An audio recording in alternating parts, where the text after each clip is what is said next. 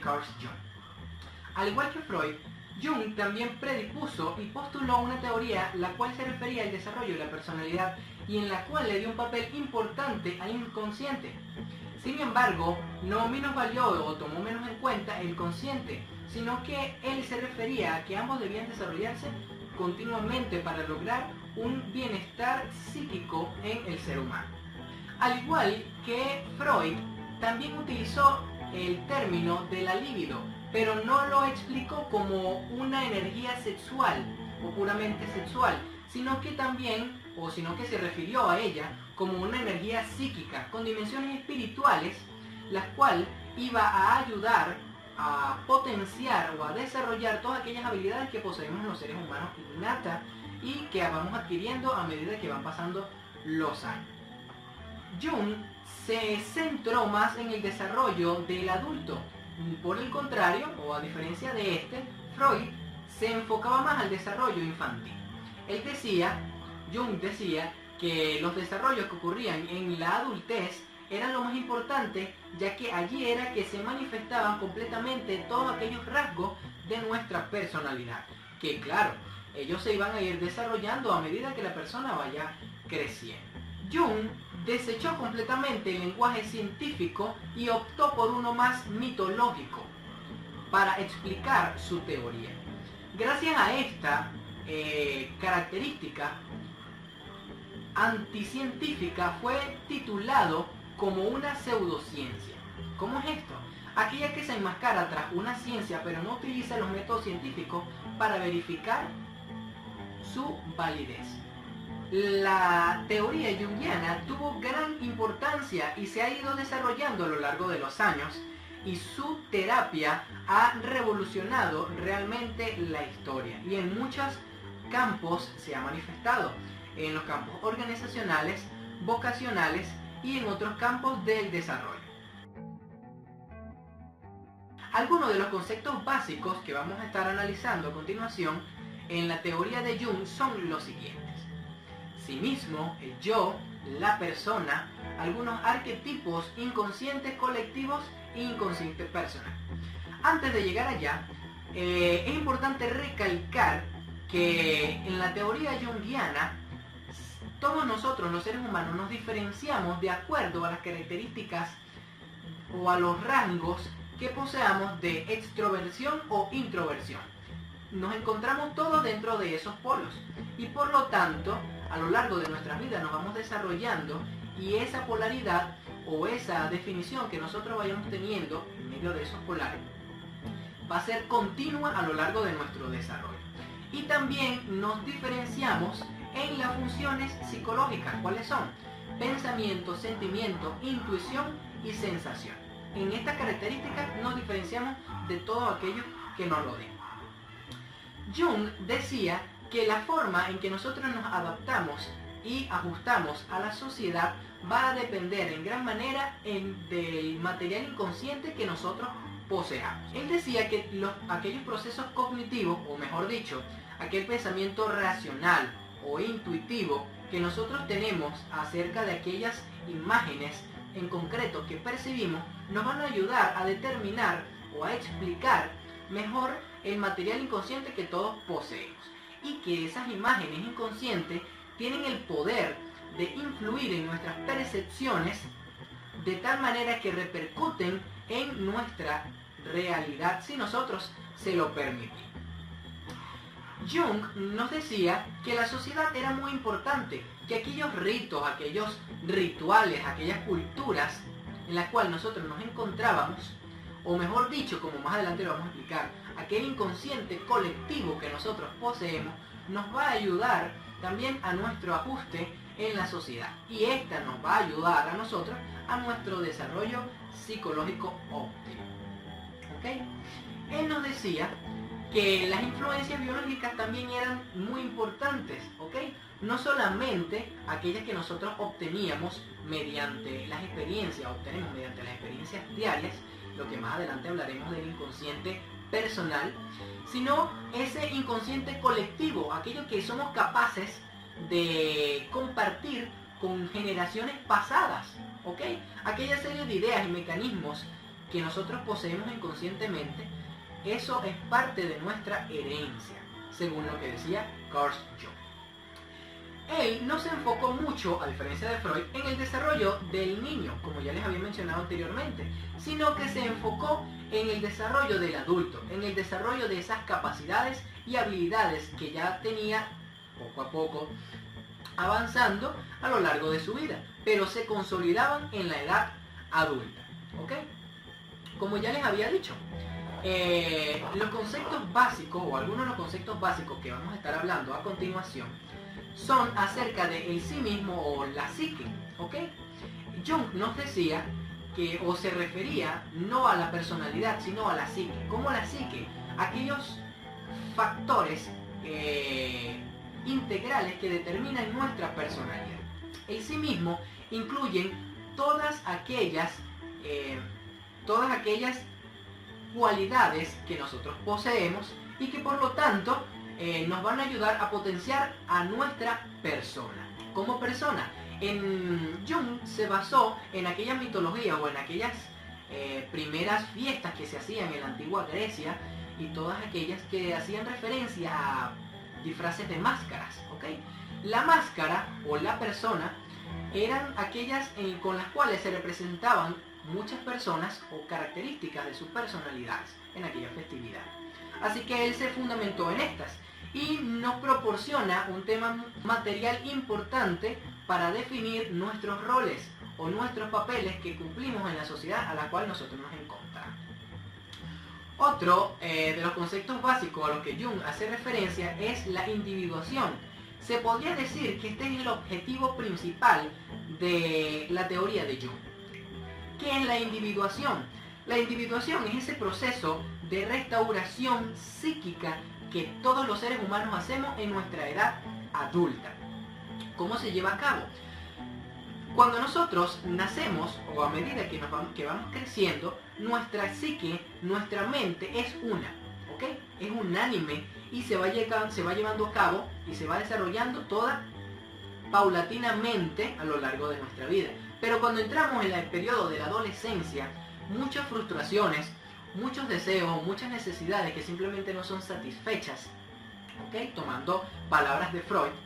En el caso de Jung, todas aquellas experiencias que nosotros tenemos, ya sea internas o externas, son capaces de alterar nuestra conciencia y de desequilibrar nuestra psique, ¿ok?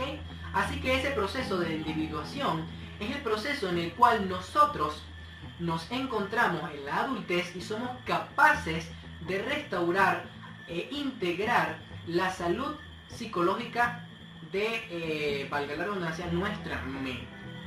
¿Ok? Es aquel proceso en el cual nuestro inconsciente y nuestro consciente se conjuntan y ambos empiezan a desarrollar una relación no patológica, como Freud decía, sino más bien una relación en la que aquellos procesos que la conciencia excluye los toma el inconsciente y ésta los va desarrollando para que en algún momento, ¿ok?, los pueda pasar a la conciencia, en aquel momento en el cual estas características, sombras ocultas, que más adelante le estaremos hablando de eso, ¿ok?, sean aceptadas por nuestra conciencia. Jung, al igual que Freud, también utilizó el término de el yo, pero difería acerca del super yo y del ello. Cuando Jung se refería al yo, él hablaba acerca de el guardián de la conciencia. Hace similitud a lo que la Biblia refiere a ese ángel que se encontraba en la puerta del Edén y no le permitía el paso a Adán y Eva al huerto que Dios había creado.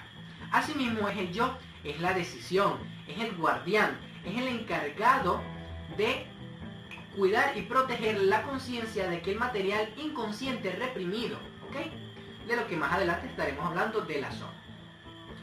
Cuando el material consciente se deja arropar por el material inconsciente, ocurre la inflación del yo, o mejor dicho, una inundación, ¿ok?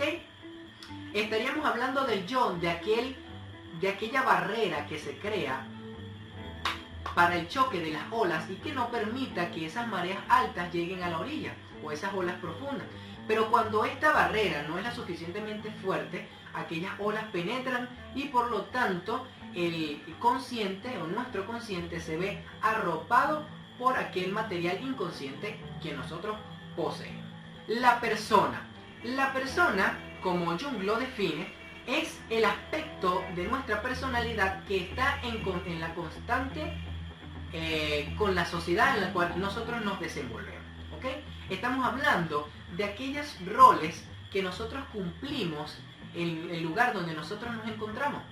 Todas esas características forman nuestra persona. Los cambios en la persona a lo largo de la vida son realmente importantes y estos son muy visuales. Son capaces de determinar nuestro estilo de vida, nuestro trabajo. Estos hay que tomarlo en cuenta a la hora del desarrollo de nuestra personalidad. Jung nos habla de la sombra, ¿ok?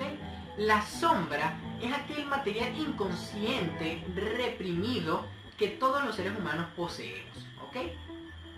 Se dio cuenta que al igual que la luz, al igual que la persona, que es lo que las demás ven, ¿ok? Lo que nuestra sociedad o lo que nosotros reflejamos en la sociedad en la que nosotros nos encontramos, detrás de eso hay una sombra. Esa sombra, todas esas cosas negativas, ya que refleja inversamente y proporcionalmente inversa lo que nosotros reflejamos en la sociedad. Si yo me visto de gala, soy una persona educada, una persona que tiene un léxico muy pronunciado y muy trabajado y con muy buenos modales, es muy posible que mi sombra sea una persona, un delincuente, un mal hablado, una persona vulgar, falta de respeto, ¿ok? El material de la sombra puede variar, puede llegar desde ser un criminal menor hasta un asesino o a un enfermo o trastorno, una persona con trastorno esquizofrénico. Entonces, es importante recalcar que la sombra está compuesta de todo aquel material que el yo desecha. Entonces, ¿de qué forma nosotros lo podemos proyectar? Jung hace referencia al animus y al anima, ¿ok? Estas son características, ¿ok?, en común entre mujeres y hombres. ¿Cómo es eso? Cuando hablamos de anima, hablamos de la represión, ¿ok?, o la falta de desarrollo de las cualidades del tipo femeninas en el hombre, o como Jung lo decía, la mujer dentro del hombre. Y cuando hablamos, ¿ok?, del animus, hablamos de la represión o falta del desarrollo de características o cualidades masculinas dentro de la mujer. O como Jung lo había mencionado, y él decía que era el hombre dentro de la mujer. ¿Cómo se puede reflejar esto? En el ánima, ¿ok?, que es la mujer, se podría decir, dentro del hombre, se puede reflejar de la siguiente manera. Culturalmente, el hombre tiende a ser más rudo, más fuerte, más serio, ¿ok? El hombre, el que no llora. Pero cuando encontramos un hombre de tipo sentimental, aquel que es capaz de demostrar sus sentimientos por medio del lloro, la pasividad, es más tranquilo, podemos darnos cuenta de que es el ánima que está representándose o está desarrollándose en él. ¿Okay? Ahora, ¿cómo se refleja el ánimos? Actualmente encontramos a mujeres presidentes, encontramos a mujeres abogados, jueces, mujeres muy rudas, que son capaces de llevar a su familia adelante, bueno, desde siempre, pero refiriéndonos a esto como mujeres que son partícipes y que han desarrollado capacidades y características que culturalmente o machistamente le habían pertenecido a solamente los hombres. ¿Okay?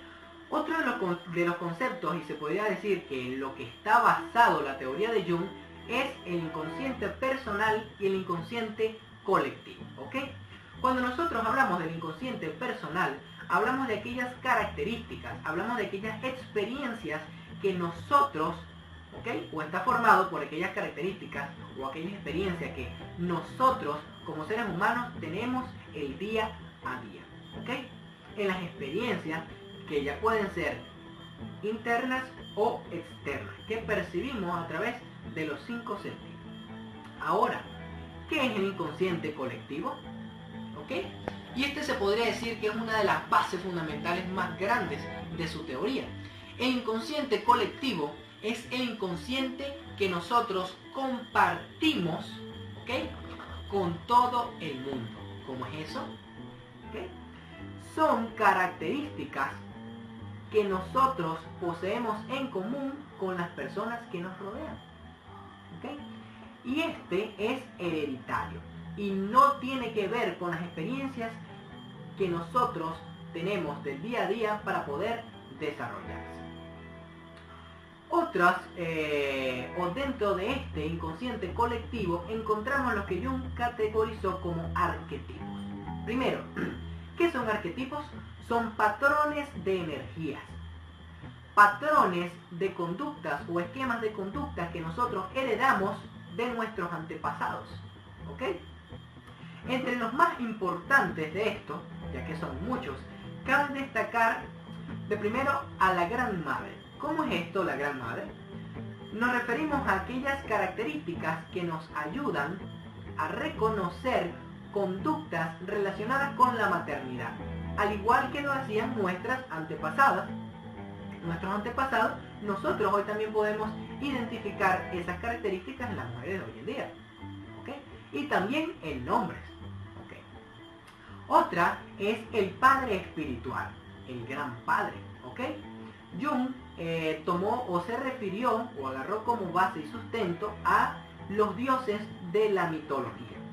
Pero, ¿qué nos reflejan o qué nos quiere reflejar Jung con este arquetipo? Él nos quiere mostrar esa figura de autoridad que nos sirve como guía, ¿ok?, la cual nos va a ayudar a nuestro vivir, ¿ok?, según el ejemplo que nosotros veamos de él. Y esto permanece a lo largo de las generaciones. Al igual que nuestros abuelos, nuestros tatarabuelos, ellos siempre fueron una guía y sus antepasados fueron guías para ellos. Y es ese ejemplo el que Jung nos quiere mostrar con ese arquetipo del Gran Padre. Otro y muy importante es la sombra. A diferencia de Freud, quien decía que el inconsciente era totalmente patológico y se encontraba lleno, o se desarrollaba gracias a las frustraciones que nosotros teníamos a lo largo de nuestro desarrollo, Jung nos dice que no todo el inconsciente es patológico y que es solamente una parte fraccionada de esta, y él la llamó la sombra. Como ya les había dicho anteriormente, aquel material que nuestra persona desecha. Otro muy importante es el tramposo. ¿Ok? El tramposo no solamente se limita a aquellas payasadas que una persona puede realizar en el lugar donde se encuentra, sino también hacer reluce, ¿ok?, nuestra capacidad de moldearnos y adaptarnos al medio al que nos encontramos, ya que esto nos puede facilitar nuestro mejor desarrollo integral psíquico. Ahora, ese montón de símbolos que se encuentran en nuestro inconsciente colectivo, ¿qué podemos lograr con eso? ¿Okay? El símbolo o un símbolo es un punto de encuentro entre el inconsciente y la conciencia. Y en la terapia junguiana se logra o se busca interpretar todos aquellos símbolos. ¿Ok? La terapia junguiana está enfocada hacia los sueños. ¿Ok? Esos sueños que son capaces de mostrarnos desde una enfermedad física hasta una enfermedad o un estado psicológico de ansiedad o angustia en el cual se encuentre la persona. Jung tomó su propio ejemplo y en una oportunidad tuvo un sueño antes de la Guerra Mundial en el cual sucedía la guerra. Luego de eso se dio cuenta que explotó la guerra y pensó, oye, los sueños tienen una capacidad predictiva de lo que puede suceder. Así que él se basó en eso, ¿ok?, y empezó sus estudios acerca de los sueños. Una de las formas en las cuales Jung pudo interpretar o tratar de interpretar los sueños fue el WAT. El WAT, o sus siglas en inglés, representan a la prueba de asociación de palabras, la cual consistía en el psicólogo lanza una palabra y la persona o el paciente la asocia con algo que le venga primeramente a su consciente. Esto es un ejercicio que pone mucho a prueba el material que nosotros tenemos en nuestra inconsciente reprimida. ¿Ok? Hablando de los sueños, ahora, ¿de qué forma se realiza la interpretación de los sueños? Esta pasa por 3 etapas. La primera es la de la narración, ¿ok? O el relato del sueño. Luego viene un proceso de amplificación en el cual el sueño se va nutriendo de imágenes, en lo cual conscientemente le vamos metiendo para llenar aquellos huecos. Y la imaginación activa, en el cual el consciente abarca totalmente esas fallas que está teniendo el sueño y las rellena. Ya para ir culminando, algunos de los conceptos importantes que también están presentes en la teoría junguiana es la sincronicidad. Es un tema muy importante, ya que Jung nos dice que la sincronicidad es una mera coincidencia con significado. Cierto día se encontraba un joven, nos cuenta Jung, hablándole a su psicólogo que había tenido sueños acerca de un escarabajo egipcio. Y en ese mismo momento, en el vidrio de la ventana, un escarabajo también estaba tocando en la ventana. Entonces, él se dio cuenta de que podía existir cierta relación entre los sucesos, ¿ok? O estos tenían algún mensaje importante que darnos a nosotros. Otro de los conceptos que Jung plantea es acerca de los tipos psicológicos. ¿Cómo tipos psicológicos? Él agrupa, ¿ok? Aquellas características que se encuentran en todas las personas, en grandes grupos. Y hace referencia a 3 grupos muy importantes y principales. Entre ellos tenemos al introvertido versus el extravertido, ¿ok? De segundo lugar tenemos al pensamiento versus sentimiento y sensación versus intuición. Cuando nos referimos al extrovertidos, al extroversión, o mejor dicho, ¿sí? Extroversión versus la introversión, nos referimos a patrones de comportamiento totalmente distintos o polares totalmente opuestos, ¿ok? Que definen características y rasgos de una personalidad. Por ejemplo, una persona introvertida es aquella que es retraída. En cambio, el extrovertido busca todo lo contrario, socializar cada día más, ¿ok? Los introvertidos tienden a esconderse, a alejarse. Y el extrovertido tiende a ser más salido, como lo dice la palabra. Ignorantemente, o se podría decir, sí, ignorantemente el extrovertido piensa que el introvertido es egoísta y es un estúpido. Y el introvertido piensa que el extrovertido es un hipócrita, ¿ok?